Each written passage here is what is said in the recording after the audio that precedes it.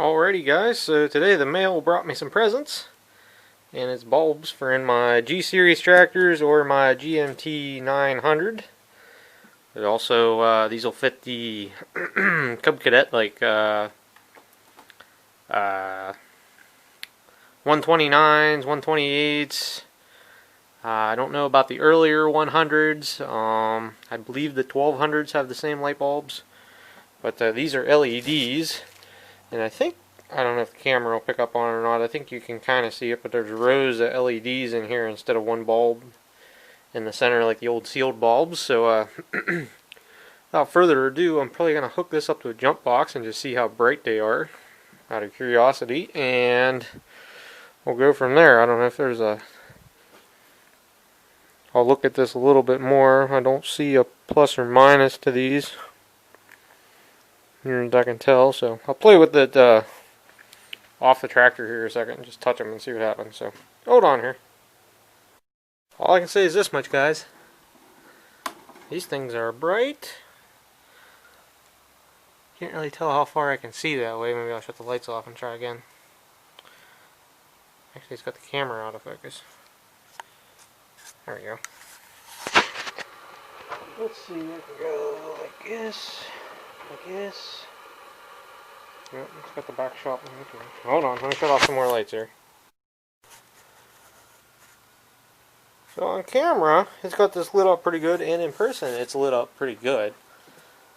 You guys won't be able to tell exactly, but I can actually see a little bit of light on the tree out that direction, which is about like the lights that are in the 16G now. I think the 16G now more has spots in it where these are more floods.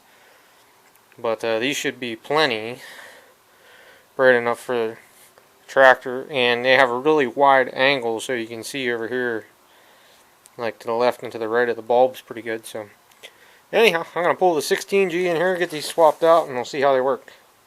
Two of these babies ought to light it up pretty good. Alright, now I got to turn all the lights back on in the shop and get the 16 in here. So here you can see the problem with the 16G and its lights. I only got a Cyclops. Ain't even centered. So we'll get that fixed. Alright, another thing I'm going to point out is these lights are pretty easy to change. I'm going to try and do this without blocking the light, so I'll do this side. But basically all you got to do is take one bolt out, and then you can slide these lights around the keeper. I did just drop the bolt I had in the grill. You take it over, put it on the bench.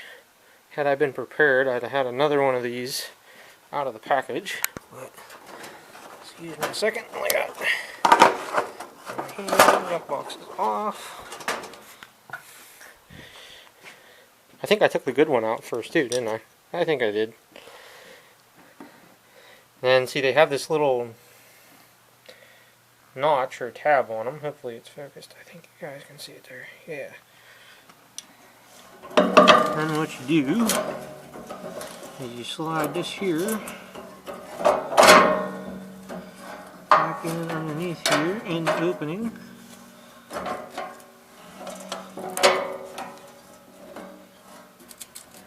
With the notch lined up like so. And now all you do is put the bolt back in that corner and hook up the wires. So I'm going to change the other bulb out here, put the bolts back in it, hook the wires up, and we'll see how bright they are. All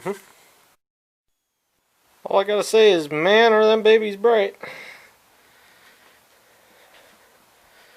Let's do the same routine I did before here.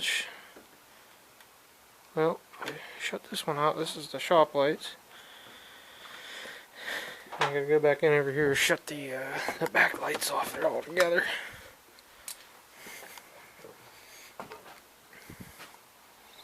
But, that light's set up pretty good back in there.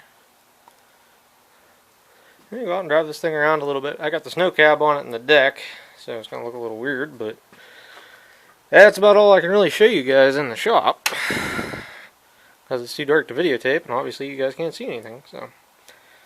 Alright guys, there's some lights for the 16G. Later guys. So for everybody who thinks I don't mow with the cab on, maybe I'm crazy, but you know, these lights are pretty bright. I'm just trying them out.